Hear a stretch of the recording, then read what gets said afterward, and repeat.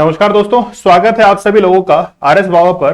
Polity की series में हम लोग आगे बढ़ते हैं और अनुसूची को कंप्लीट करते हैं। आई होप आप लोगों को ये सेशन पसंद आ रहे होंगे। अगर पसंद आ रहे हैं तो जरूर आप लोग चैनल को सब्सक्राइब कीजिए और अपने मित्रगणों के साथ में जरूर शेयर कीजिएगा। बड़े आगे चलिए, तो अनुसूचियां जो है वो हम लोग देख लेते हैं। हो सकता है कि यहां से एक प्रश्न जो है वो जरूर बन जाए आप लोगों के लिए, और प्रश्न अगर बने तो नवी अनुसूची को याद रखिएगा, वहां से प्रश्न बन सकता है। अनुसूचियां संविधान के निर्माण के समय कितनी थी? हम लोग कहते हैं कि 8 अनुसूचियां थी संविधान के निर्माण के समय, और फिर वर्तमान के अंदर हो गई 12 अनुसूचियां। हम लोगों ने 4 अनुसूचियां और जोड़ी, जिसके लिए 4 संविधान संशोधन जो है वो हमने किए थे, जिनको अभी हम लोग देखने वाले हैं।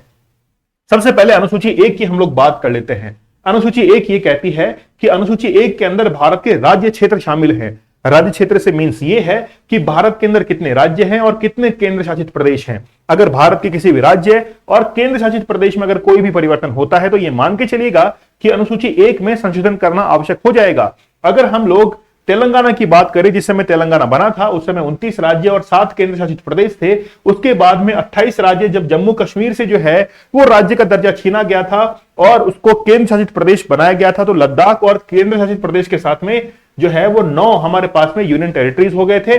उसके बाद में दादर नगर हवेली, दमन दीव को जो है वो एक साथ सम्मिलित कर दिया गया था। फिर वापस से एक संख्या कम हुई और वर्तमान के अंदर 28 राज्य और 8 केंद्र शासित प्रदेश हैं। याद रखिएगा कि अनुसूची 1 और अनुच्छेद 1 के अंदर बस यही परिवर्तन है कि अनुसूची 1 के अंदर उन तमाम राज्य और केंद्र शासित प्रदेशों के नाम का जिक्र है, जबकि उनमें आगे बढ़कर जो है अनुच्छेद 1 के अंदर ज्यादा विस्तृत व्याख्या जो है वो की गई है। ठीक है, अनुसूची 2 हम लोग देखेंगे। अनुसूची 2 क्या कहता है? अनुसूची 2 ये कहता है कि इसके अंदर वेतन का उल्लेख है। किसका उल्लेख है? वेतन का उल्लेख है। लेकिन ध्यान रखना, उपराष्ट्रपति के वेतन का उल्लेख नहीं है, क्योंकि उपराष्ट्रपति को उपराष्ट्रपति के रूप में नहीं, राज्यसभा के सभापति के रूप में वेतन दिया जाता है। इसीलिए उपराष्ट्रपति के वेतन का उल्लेख नहीं है। अनुसूची 2 इससे संबंधित है। यहां पर अनुसूची 3 की बात करें तो यहां पर शपथ जो है इसका उल्लेख किया गया है, लेकिन राष्ट्रपति, उपराष्ट्रपति और राज्यपाल की शपथ का उल्लेख यहां पर नहीं है। इनसे संबंधित अनुच्छेदों के अंदर इनकी शपथ का उल्लेख जो है वो किया गया है। अनुसूची 4 की बात करें तो अनुसूची 4 जो है वो संबंधित है राज्यसभा के अंदर सीटों का आवंटन। राज्यसभा के अंदर सीटों का आवंटन जो है वो किया गया है, और यह आवंटन 1971 की जनसंख्या के आधार पर किया गया है। जैसे राजस्थान की कुल 10 सीटें जो हैं वो राज्यसभा के अंदर आरक्षित की गई हैं। अनुसूची 5 जो है वो बात करता है जितने भी क्षेत्र हैं, जनजातीय क्षेत्र हैं, उनमें प्रशासन के उल्लेख की बात करता है। और अनुसूची 5 के तहत ही आप लोगों ने एक एक्ट पढ़ा होगा जिसको हम लोग कहते हैं पैसा act, panchayat extension schedule area act जो है, जिसको 1996 के अंदर लागू किया गया था। इसके लिए एक समिति थी, भूरिया समिति। भूरिया समिति की सिफारिश पर ही जो है वो पैसा एक्ट लागू होता है, जिसमें ग्राम सभा को तमाम अधिकार जो है वो दिए जाते हैं। चाहे फिर ग्राम सभा के एरिया के अंदर जितने भी, चाहे कर प्रणाली हो, चाहे मेले वगैरह आयोजित करने हो, तमाम जो अधिकार है वो ग्राम सभा को मिल जाते हैं। तो अनुसूची 5 जो है वो आप लोग याद रखिएगा। अनुसूची 6 के अंदर असम, मेघालय, मिजोरम और त्रिपुरा, ये 4 स्टेट ऐसे हैं जिनके जनजातीय क्षेत्रों में प्रशासन का उल्लेख जो है वो किया गया है कि किस प्रकार से इनके अंदर एडमिनिस्ट्रेशन जो है उसको बैलेंस किया जाएगा। तो 4 स्टेट आप लोग को याद रखने हैं, असम, मेघालय, मिजोरम और त्रिपुरा। अनुसूची 7 जिसमें केंद्र व राज्य के बीच में शक्तियों का विभाजन किया गया है, और यह शक्तियों का विभाजन सूचियों के आधार पर किया गया है। संघ सूची के अंदर वो तमाम विषय शामिल है जिसमें जो है कानून बनाने की शक्ति केंद्र सरकार के पास में है। राज्य सूची के अंदर राज्यों को कानून बनाने का अधिकार है। संवर्ती सूची में दोनों मिलकर कानून बनाते हैं। संवर्ती सूची जो है, या हम लोग बात करें संघ सूची, उसमें लगभग अभी 100 विषय हैं। मुझे माफ कीजिए, थोड़ा फैक्ट अगर इधर उधर हो जाए ये वाला तो उसको करंट से एक बार जरूर अपडेट कर लेना। तो संघ सूची के अंदर 100 विषय हैं, और आपकी जो राज्य सूची है उसके अंदर पहले 66 विषय हुआ करते थे, फिर बाद में 61 विषय रह गए थे। इसमें कमतर जो है वो किया गया था, मतलब 5 विषय कम हुए थे।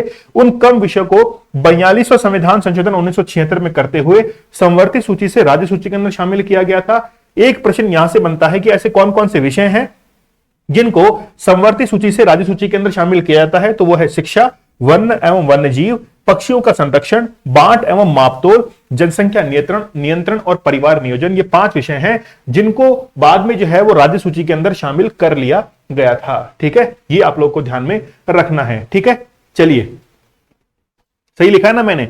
अच्छा, राज्य सूची संवर्ती सूची में ये इस प्रकार है। राज्य सूची से संवर्ती सूची के अंदर जो है वो शामिल कर लिया गया है। ठीक है, चलिए, अनुसूची 8 जो है उसमें भाषाओं का उल्लेख है। भाषाओं का उल्लेख संविधान निर्माण के समय कितना था? 14 भाषाएं जो है वो संविधान निर्माण के समय थी, जबकि अभी वर्तमान के अंदर कुल 22 भाषाएं हैं। 15वीं भाषा जो ऐड की गई थी वो सिंधी लैंग्वेज थी। 21वां संविधान संशोधन करते हुए 1969 के अंदर, 71वां संविधान संशोधन 1992 में करते हुए नेपाली, कोंकणी और मणिपुरी जो है वो इनको शामिल किया गया था। और 92वां संविधान संशोधन 92 जो है कॉन्स्टिट्यूशनल अमेंडमेंट करते हुए 2003 के अंदर बोडो, डोगरी, मैथिली और संथाली ये 4 लैंग्वेज ऐड की गई थी। इसलिए वर्तमान में 22 भाषाएं जो है वो यहां पर दी जाती हैं। ठीक है, आप लोग याद रखिए कि साहित्य जो पुरस्कार है वो कुल 24 भाषाओं में दिया जाता है। इसमें आप लोग राजस्थानी और अंग्रेजी और जोड़ लीजिए, जिसके अंदर साहित्य पुरस्कार जो है वो दिए जाते हैं।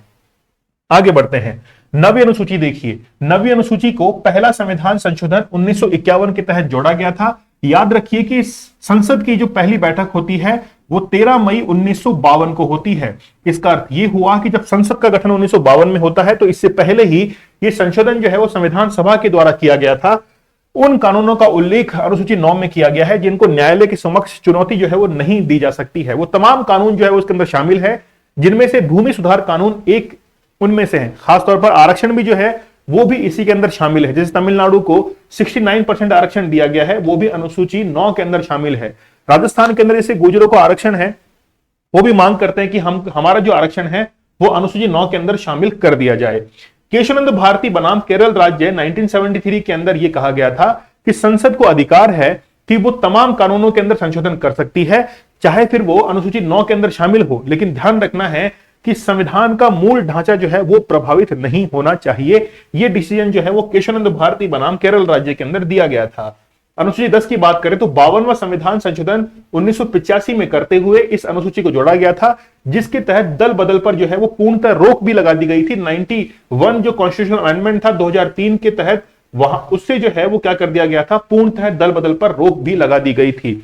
दल बदल पर जो निर्णय है वो संबंधित सदन के अध्यक्ष के द्वारा किया जाता है। ठीक है, तो ये बात जो है वो आप लोग जरूर याद रखिएगा। फिर है 11वीं अनुसूची 73वें संविधान संशोधन करते हुए 1992 के अंदर जोड़ी गई थी। पंचायती राज संस्थाओं का गठन जो है वो इसके तहत किया गया था। इसके तहत ही आप लोगों ने आर्टिकल नंबर देखा होगा 243, तो 243 से लगाकर 243 ए बी सी डी ऐसे करते हुए 243 ओ तक जो है वो नए आर्टिकल्स जोड़े गए थे। तो पंचायती राज के बारे में अगर हम लोग देखें तो पंचायती राज जो है वो 1 tier, 2 tier, 3 tier, 4 tier system तक हो सकता है। जैसे हम लोग कहते हैं ना कि पश्चिम बंगाल एकमात्र राज्य ऐसा है जहां पर 4 टीयर मैकेनिज्म जो है वो लागू है। राजस्थान के अंदर जो है 3 टीयर मैकेनिज्म लागू है। पंचायती राज के अंदर कुल 29 विषय जो है वो सुझाए गए थे। राजस्थान ने इनमें से कुल 23 विषय जो है वो क्या किए हैं, अपनाए हैं, और बाकी हम लोग पंचायती राज में पढ़ेंगे ही।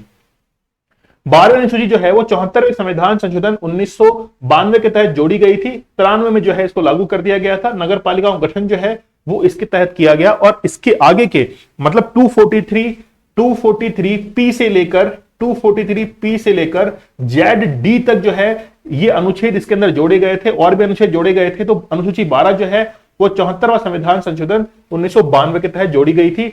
इसमें राजस्थान ने कितने विषय जो है वो अपनाए हैं, मुझे आप लोग कमेंट सेक्शन में जरूर बताइएगा। आपके कमेंट का इंतजार रहेगा।